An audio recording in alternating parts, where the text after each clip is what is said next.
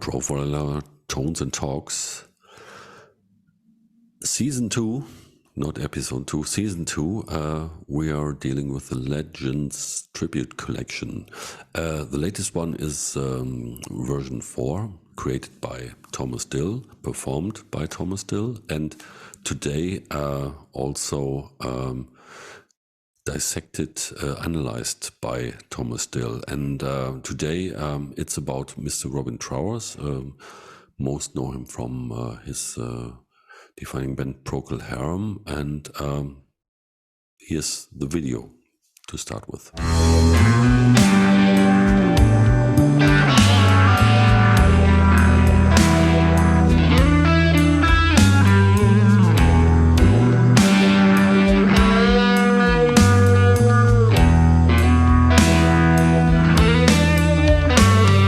The tone and the track we're talking about basically is post band, and it's from 74, I guess. You will get all the details later. So it's post Hendrix. Yeah. So basically he is the one, if you listen to the tone, if I listen to the tones, he's carrying on the torch. He took it over from, if we can say so, and continued this approach to sounds and playing, because it comes from the same class and the same gear in a way. And so you nod, and then I'm not too wrong, and you know much more about that. So totally right. Here's more about Mr. Robin Trower. Okay, first of all, let's look at some song facts. The song is Bridge of Sighs, from which is the bridge in Venice, by the way. And it's his first solo album. Composer is Robin Trower. Album named Bridge of Sighs, and the release 1974. It was recorded at Air Studios London with producer Matthew Fisher and the engineer Jeff Emerick. Great guy, legend. He recorded the Sgt. Pepper album with the Beatles, and he wrote a nice book about that. I don't know the English title, but you need to search for that if you're interested in audio engineering and stuff like that. Jeff Emerick and the Beatles. It's a great book. He has a great sense of humor. So my advice for that one. And Robin Trower, you said that Hendrix style. He uses Fender Stratocaster on that. I think in the Procol Harum era, he played Les Pauls. And at some point, he switched over to a Stratocaster because, he said, this is my sound. And you see him here. In these older days, he's using a standard Strat with a large headstock. And he has a Fender Robin Trower signature Strat from the Fender Custom Shop. It's available. It's a something like an old Strat. And here he's playing in these days with one of his signature models, not the old one. And the amp he was using at that time was a Marshall JMP Super Lead Plexi SLP 100, 100-watt amp. So this is a picture of this type of amp. We had that picture in almost all those episodes. This is the amp they were all using. From Jeff Beck, from Jimmy Page, Jimmy Page used for recording some different stuff, Supro amp, but on stage, the Marshall Plexis, so Hendrix, everybody used that. Interesting, here's a picture of a BBC video where he plays that at that time, 1974. He was using the Marshall Plexi with a Fender cap. And I think it was a 215 cap. So, maybe. So, but these days at the television show, they had that one. And here's a newer picture. from, I think, 1 year ago, where he played a new song he was recording, and he had vintage modern amp. And this is the one that Jeff Beck used also. It's an amp from, I think, 2010, 2012 or so. I had one top for a review here. It's a great sounding amp, and the name says it, vintage sounding and modern construction. Here's a picture of the Premier Guitar rig rundown. Now these days he's using 50-watt Marshall heads, the 1987X, and he uses two heads, the right and the left. The left feeds the two gray 4x12 caps with greenback speakers, and he mixed that sound with vintage 30 speakers, 1960 cap for the right amp. And interesting is are the settings on the amp. You see presence at 0, bass at 0, mids at 4, so 11 o'clock, and a little bit of above 9 o'clock the treble. And he's only using the high treble, the brilliant channel on this amp, and set that on maybe something before 10 o'clock. So this is it's a 50-watt amp, but this amp is loud. I think it's really loud on stage when he's playing. And now coming to the effects. On this recording, you hear the Univox Univibe, legendary tone, these modulation sound, and he's using a boost pedal, something to boost the amp front to get a bit more distorted or overdriven tone. And at the end of this song, there's on the left side a guitar part with an echo, and therefore he used a Maestro Echoplex EP3 tape echo. And some things about the Univibe. The Univibe was invented by Shin-A. How do you pronounce that? I don't know. Shin-A. I think if I recall it correctly, because it was mentioned in here he is again, another Josh Scott video. Because he was going through some old pedals, and he was mentioning that company Shin-A. Japanese company. Right. And something like the first modulation pedal invented in the 1960s. It's created to imitate a rotary speaker sound, but it went something a little bit different, but great. And it had volume control, intensity, so this is the intensity of the modulation sound, and you can switch between chorus and vibrato. And interesting, you have two instrument inputs, so for two separate instruments, not stereo, and just one output. And a foot control, so you can control the speed with a pedal. And I think it's I didn't play with a old Univibe, but it has on the pedal cancel on the lower side, so that means in the heel position, I think it stops. It's out of the signal of the speed is at 0. So this is one thing that calls stop at heel position, which we have in the profiler for the wah pedal.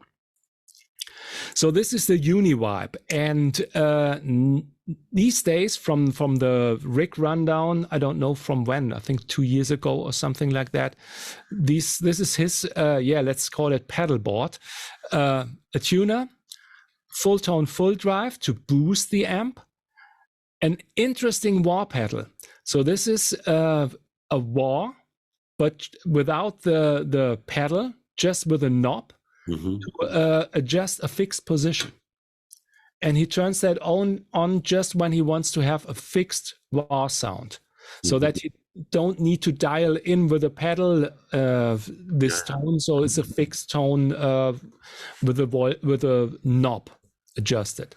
Then here a wah pedal, and the next is the full tone Dija Vibe 2, which is the modern version of or a modern version of the Univibe with the pedal for speed control, intensity, knob, and vibrato and chorus, and especially a modern and vintage tone switch. So this is what I found out about recordings and the use of pedals and amps from Robin Trower these days. And yeah, for my recreation, let's move on to the rig manager.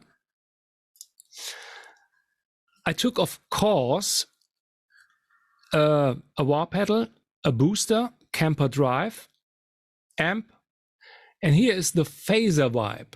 For those who don't know, phaser vibe is the Univibe style effect, Univibe style sound. Studio EQ just for fine-tuning of frequencies and a natural reverb. And just switching everything off and listening to the amp, I was using the Super Lead 100 from Michael Britt's rig pack. This is the one I used for, I think, the Satriani and also for Jeff Beck. It's, yeah, like we said, it's the amp for those tones. And yeah.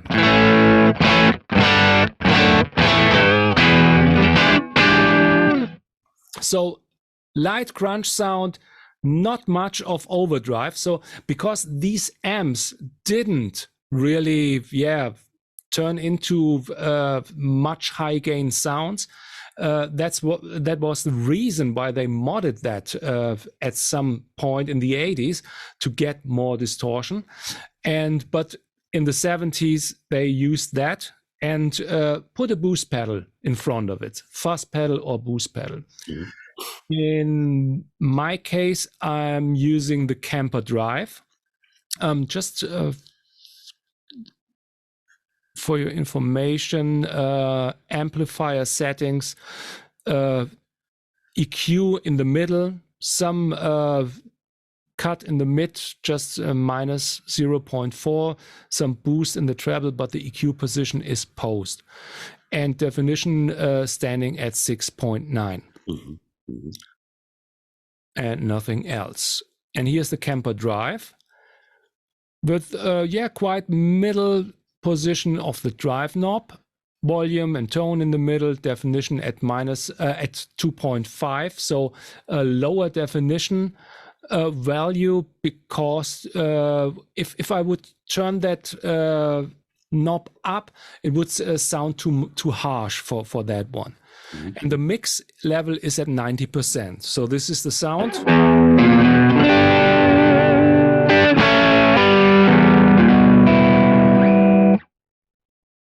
You have something like a warmer plexitone without the drive.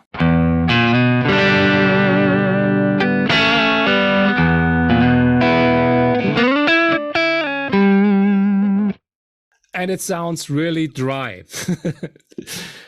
And to get that, more reverby, more room sound, I have the natural reverb. I turn the drive on again.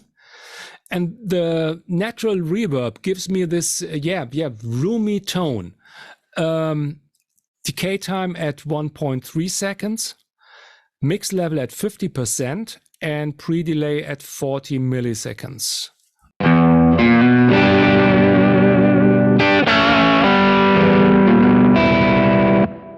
And now you hear a bigger tone, bigger Marshall amp. So it sounds a little bit, Marshall 4x12 cab in a big recording room. So this was my approach to have that tone. So.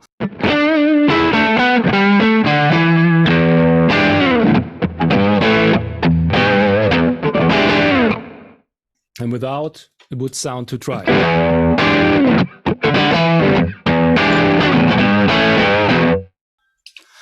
So these reverb sounds. A little bit of, I said that already, fine-tuning, high cut with a studio EQ, high cut at 6.3K, and a low cut just to match to the speaker frequency range.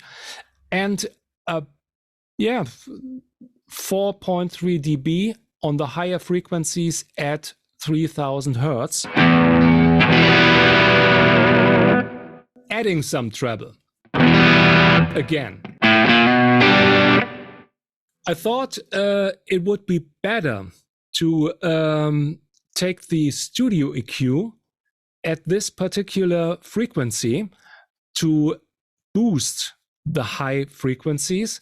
Sounded better than taking the amp EQ and taking the tone of the Kemper drive or the definition of the Kemper drive. When you turn the definition of the Kemper drive way up, it sounded for me a little bit too harsh. So that was this experiment using the studio EQ, some similar to mixing desk EQ.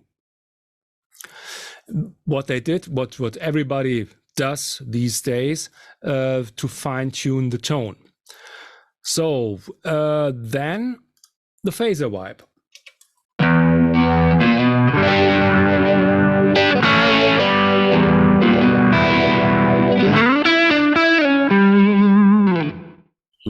And here it is. Why after the amp? The phaser?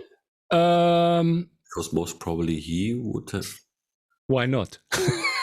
Sure. But most probably he would have been forced to use it in front of the amp. Or do you think we can do that? I thought it's a little bit, more modern, more nice sound when you use that in stereo. Ah, sure. Yeah. Yeah. So if you turn the mix up.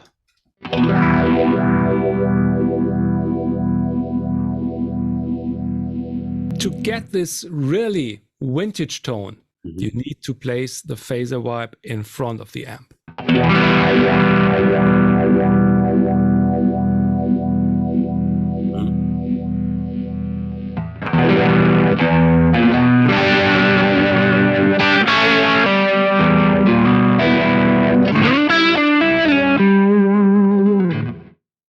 And I thought it sounded better behind the amp.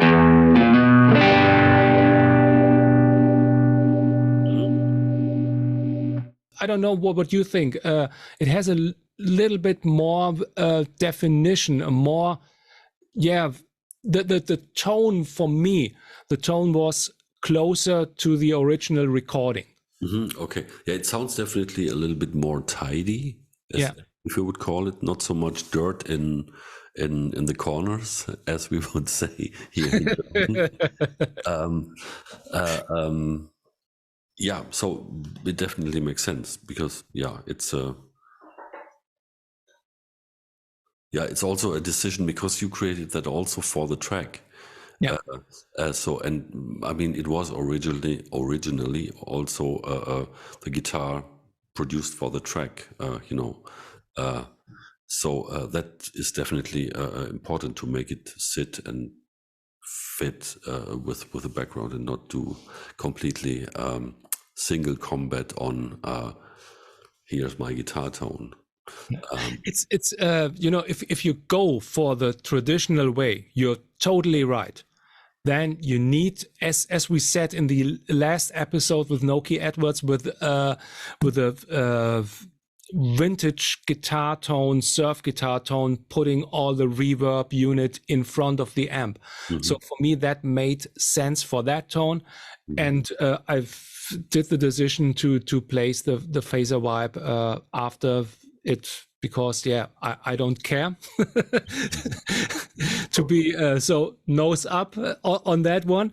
I'm the maker, but it's just a move, a click to move that phaser vibe in the rig manager in front of the amp and use it. But it had to do, my decision had to do with the sound of the vibe. So it sounded for me more compact behind the amp, and it sounded a little bit too aggressive in front of the amp. But some people might like that in front of the amp, and yeah, do that. Play great songs with modifications on that stuff here, because yeah, it's just a platform to start with. You don't need to yeah, you can even play Hendrix stuff. Yeah.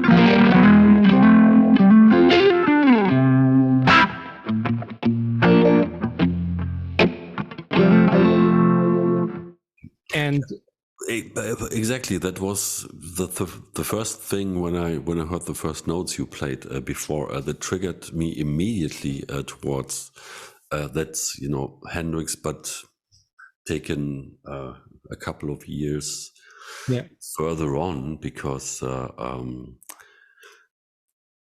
yeah, it's amazing how these tones deliver. I mean, the way you play that sound with that stuff, it's so there, it's so authentic again, that it's just amazing. And yeah, thank you for this again, of course. I have something keep going to some tips, advice, because I didn't do that for that sound. You can create something like the original Univibe style approach with a pedal. And starting with that sound, I will share the screen again, going to the rig manager, and here's the phaser vibe, and I set my pedal, which is connected to the profiler, to morph pedal. What you need to do, connect an expression pedal, morph pedal to the profiler, and you see here the morph function. And now I'm playing with the pedal. You see it, morphing is going on. And rate is the parameter which adjusts the speed of the effect. And yeah, to control that by the pedal, you just need to adjust the bass sound, so maybe minimum, then go to the morph sound, either put the pedal into the toe position or make the slider here on the bluer side, on the right side, and adjust the second value. Now you can switch with the pedal between slow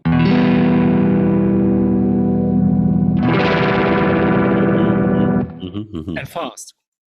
And it's very great to have these points to set, because in the in the slower range, about from here to there to about 11 o'clock, there's nothing happening, nothing much, nothing fancy.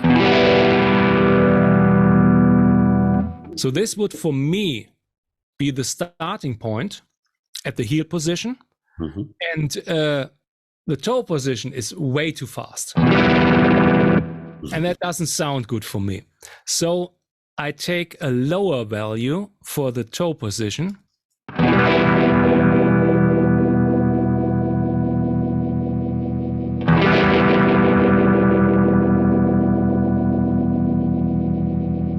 maybe this one.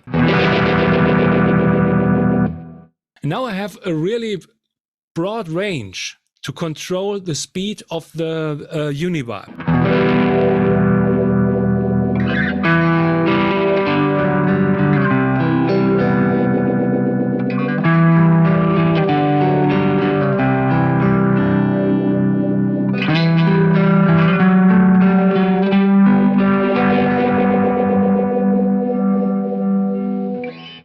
And if you turn the mix level up, you really hear the Univibe in the stereo field.